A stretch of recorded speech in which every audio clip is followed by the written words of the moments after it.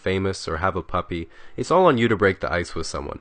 You might be thinking, wow, that sounds unfair. What kind of double standard is this? But remember, don't hate the player, hate the game. Which I do. The good news is that because it's hard, that means if you're good at it, you really have a big step up on the people who refuse to try. Remember, when you're approaching someone, if you're just not weird, you're doing better than 95% of people. But as they say, easier said than done.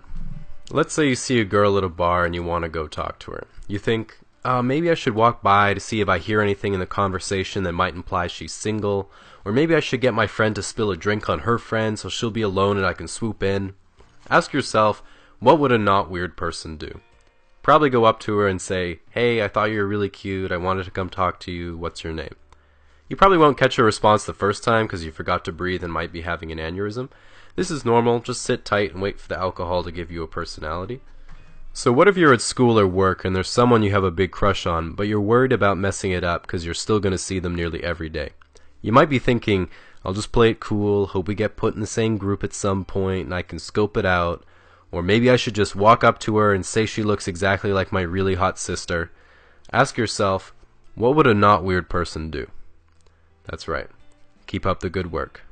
Now, it's not a bad idea to have a few go-to openers if you're in the same environment all the time. I think pickup lines are pretty dumb because they're really just jokes. But if I'm in the gym, one of my go-tos is, damn, nice glutes, looking thick. Mind giving me a spot? Then when they say okay, I just say, thanks man, and take it from there. One of the keys of making a good first impression is if the other person thinks you're both similar. So saying something you think the other person will relate to is a great idea. If I'm in the bar on Slam Poetry Night for half-price beer, there's a lot of lingering anxiety and existential dread in the room that can only be expressed through metaphor and loose rhyme. So what I like to do to show I'm on the same page is sit next to someone and say, hi, I'm James, what's your name? Oh, nice to meet you, Hope. Oh man, this stool sure is flimsy. All we need now is a rope.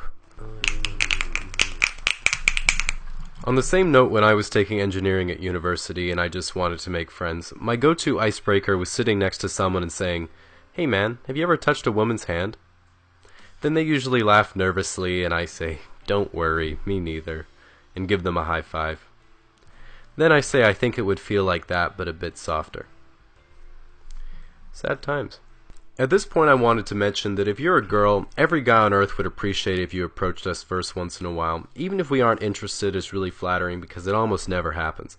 In fact, in my entire life I've been asked out by as many gay guys as I have girls, which is 0. So what I'm saying is if I could get on the scoreboard in any way, that would be nice. Now, if you're going to approach someone, you might be thinking, what if I get rejected? That would really hurt my ego and lower my self-esteem.